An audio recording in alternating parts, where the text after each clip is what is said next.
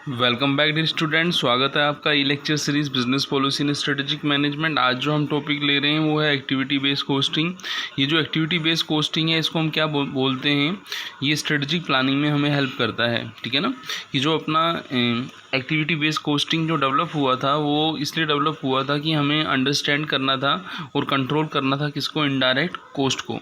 ठीक है ना। इनडायरेक्ट कॉस्ट मतलब समझ गए आप, ओवरहेड कॉस्ट। जैसे हम जब कॉस्टिंग पढ़ते थे, जब हम टोटल कॉस्ट निकालते थे, हम टोटल कॉस्ट को 2 पार्ट्स में डिवाइड करते थे, डायरेक्ट कॉस्ट और इनडायरेक्ट कॉस्ट। तो यहाँ पे हम एक्टिविटी बेस्ड कॉस्टिंग जो लगाएंगे वो कहाँ पे लगाएंगे, इनडायरेक्ट कॉस्ट में लगाएंगे। कहने का मतलब है डायरेक्ट कॉस्ट में कोई चेंजेस नहीं है। जो हम पहले पढ़ते थे ट्रेडिशनल मेथड के अंदर डायरेक्ट कॉस्ट तक की स्टेप वो सेम रहेगी, लेकिन आपकी इनडायरेक्ट कॉस्ट की जो स्टेप है वो क्या हो जाएगी, चेंज हो जाएगी। एबीसी के अंदर वो इनडायरेक्ट कॉस्ट की कॉस्ट क्या हो जाएगी, वो आपकी एक्टिविटी बेस्ड कॉस्टिंग मेथड से निकलेगी। यहाँ पे हम बात करें तो जो एबीसी है एक टूल है जो रिवेल करता है कॉज एंड इफेक्ट रिलेशनशिप किसके बीच में।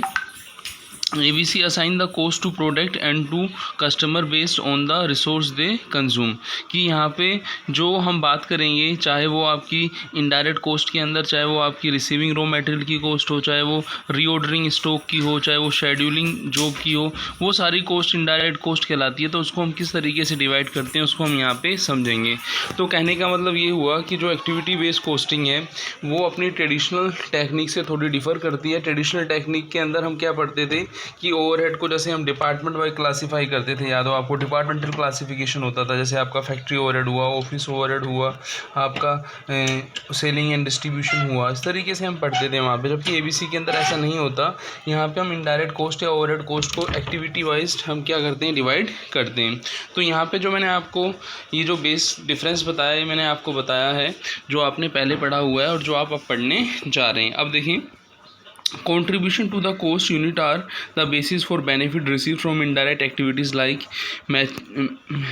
machining, production order, material handling, setup, spare parts। ये एक्टिविटी के नेम हैं। ये जब हम क्वेश्चंस देखेंगे तो वहाँ पे एक्टिविटी में मिलती हैं। In traditional method we split the overhead incurred in a production based on machine hour rate, जिसको हम क्या बोलते थे, फैक्ट्री ओवरहेड।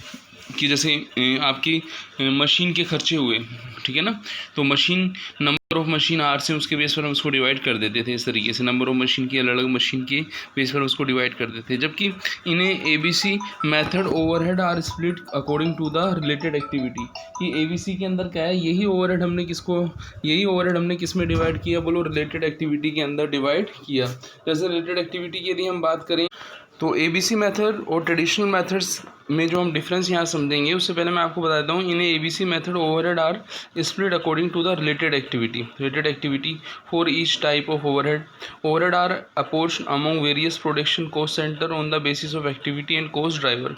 अब ये एक्टिविटी क्या होती है, कॉस्ट ड्राइवर क्या होती है, इनको हम आगे देखेंगे। जैसे कि मैं यहाँ पे आपको शो कर देता हूँ, फिर मैं आपको एबीसी को डिटेल में समझाऊंगा। यहाँ पे आप देखें तो यहाँ पे आपको दिया गया है कि जो एक्टिविटी होती है, स्टेप इन एक्टिविटी क्या होता है, the activity based costing system can be establish in a organization by taking several step identifying the major activity. हमें सबसे पहले क्या करना है कि उस प्रोडक्शन के अंदर जो एक्टिविटी पॉसिबल एक्टिविटी है उनको हमें क्या करना है, आइडेंटिफाई करना है।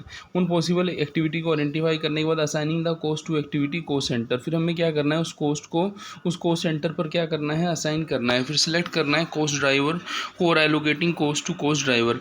अब ये कॉस्ट ड्राइवर क्या होता है ये भी हम अभी आपको बताएंगे, ठीक है ना। फिर एलोकेट करना है कॉस्ट को, cost of an activity to cost object on the basis of cost driver rate. Cost driver rate पर हम उसको क्या करेंगे, एलोकेट करेंगे। जैसा कि आप यहाँ पे देखें, सपोज़ मान लीजिए आपको मशीन रिलेटेड एक्टिविटी दी जाती है, मशीन ए बी सी हैं और उनके मशीन आर दिए जाते हैं।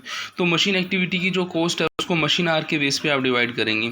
तो मशीनिंग रही है एक एक्टिविटी और उसका कॉस्ट ड्राइवर का मतलब ये हुआ कि उसका बेसिस ऑफ अपॉर्चमेंट क्या रहा, मशीन आर रहे। मशीन के जो डिफरेंट मशीन के डिफरेंट आर्स हैं। सपोज़ मान लीजिए टोटल आपकी मशीन एक्टिविटी 6 रुपीज़ है और आपकी मशीन 3 है, ए बी और सी। ए में मशीन आर 1 है, बी डी में 2 है और सी में 3 है, तो 1 2 3 का टोटल करेंगे 6 आएगा। उस 6 का डिवाइड करेंगे, टोटल मशीनिंग एक्टिविटी मान लीजिए 6 है, तो 6 में 6 का डिवाइड किया तो पर एक्टिविटी पर यूनिट कितना आया, 1 रुपीज़ आया। तो जहाँ 1 मशीन आ रहा है वहाँ 1 रुपीज़ कॉस्ट आएगी, यहाँ 2 मशीन आ रहे हैं वहाँ 2 रुपीज़ आएगी, और जहाँ 3 मशीन आ रहे हैं वहाँ 3 कॉस्ट आएगी। तो आपको समझ आ गया होगा कि ये चीज़ें क्या होती हैं, इनको हम यहाँ पे समझेंगे।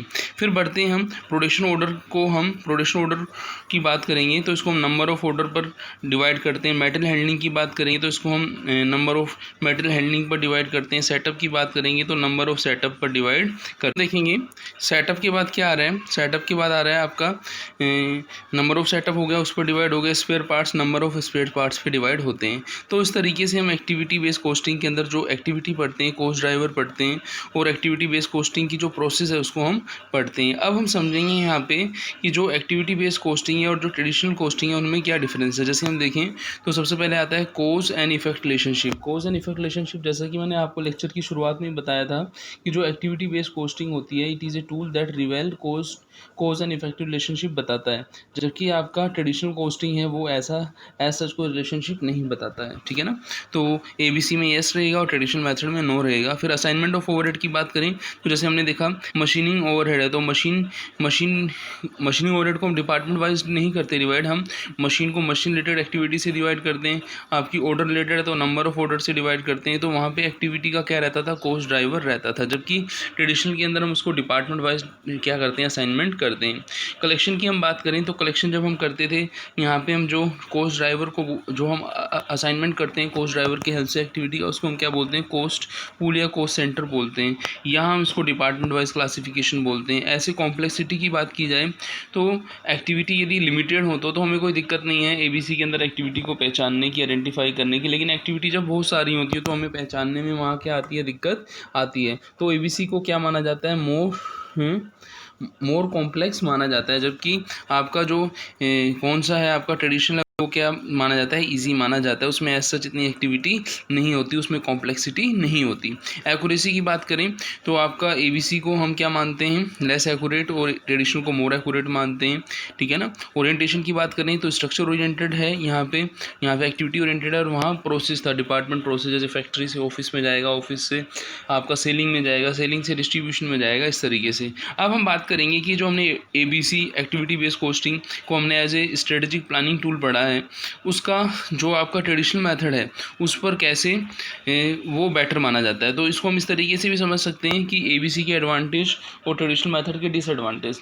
आप सोच रहे होंगे कि सर यहाँ पे जो बता रहे हैं उससे लग रहा है कि जो ट्रेडिशनल मेथड है वो अच्छा नहीं है, ABC मेथड अच्छा है। मेरा कहना है बिल्कुल भी ऐसा नहीं है बेटा, कि जब हम कॉस्ट कैलकुलेट करेंगे, कॉस्ट हमें जिस मेथड के अंदर कम आएगी, सपोज मान लीजिए ABC के अंदर हमारी कॉस्ट कम आ रही तो ABC हमारे लिए बेटर है, ट्रेडिशनल बेटर नहीं है। यदि ट्रेडिशनल के अंदर किसी प्रोडक्ट की कॉस्ट कम आ रही है तो ट्रेडिशनल बेटर है। सपोज मान लीजिए A प्रोडक्ट में ABC से कॉस्ट कम आ रही है तो A के लिए ABC बेटर है। B प्रोडक्ट में वही कॉस्ट ट्रेडिशनल से कम आ रही है तो ABC से ज़्यादा आ रही है, तो उसमें ट्रेडिशनल मेथड है। हमें जो मेथड बेटर रखना है वो संस्था की बेनिफिट के हिसाब से, जिसमें which ever is less cost हो, हम उसको सिलेक्ट करना है। अब हम बात करेंगे डीमेरिट्स ऑफ ट्रेडिशनल कॉस्टिंग। जैसा कि हमने बोला डिस्ट्रीब्यूशन ऑफ ओवरहेड होता है, वो वहाँ डिपार्टमेंट वाइज था, यहाँ किसके बेस पर होता है, आपका एक्टिविटी वाइज होता है। Cost and effect relationship ABC के अंदर तो शो होती है लेकिन ट्रेडिशनल के अंदर शो नहीं होती। असाइनमेंट ऑफ ओवरहेड की बात करें तो वहाँ ABC के अंदर एक्टिविटी वाइज था, यहाँ पे किसके बेस पर था, डिपार्टमेंट वाइज था। ठीक है ना। फिर हम बात करें स्टॉक के वैल्यूशन की, तो स्टॉक की वैल्यूशन के लिए जो आपका है मोस्ट पॉपुलर कौन सा मेथड माना जाता है, ABC मेथड माना जाता है, एक्टिविटी बेस्ड कॉस्टिंग मेथड माना जाता है। तो ये हमने जो यहाँ पे डीमेरिट्स पढ़े ट्रेडिशनल कॉस्टिंग के, यही क्या हेल्प करते हैं, एक्टिविटी बेस्ड कॉस्टिंग के डेवलपमेंट में हेल्प करते हैं। तो इस लेक्चर के अंदर जो हमने सब कुछ पढ़ा उसको मैं यहाँ पे कंक्लूड कर देता हूँ। ठीक है ना। सबसे पहले हमने पढ़ा था कि ABC मेथड्स होता क्या है, ठीक है ना, उसके बारे में मैंने आपको थोड़ा बताया। ABC और ट्रेडिशनल का जो डिफरेंस रहता है वो इनडायरेक्ट कॉस्ट में रहता है, डायरेक्ट कॉस्ट तो दोनों सेम रहते हैं।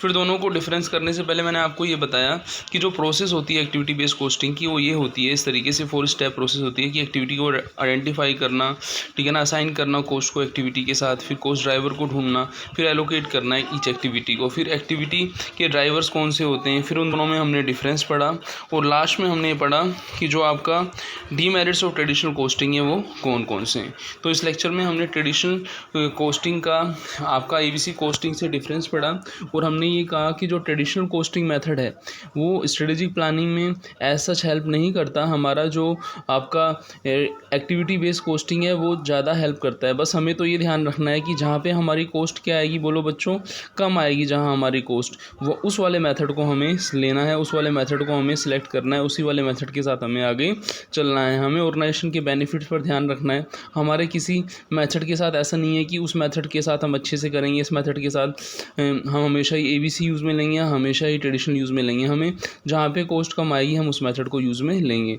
तो यदि आपको ये समझ आ गया है तो हम आगे सीरीज के अंदर इस बात को आगे बढ़ाएंगे। तो मिलते हैं नेक्स्ट लेक्चर में।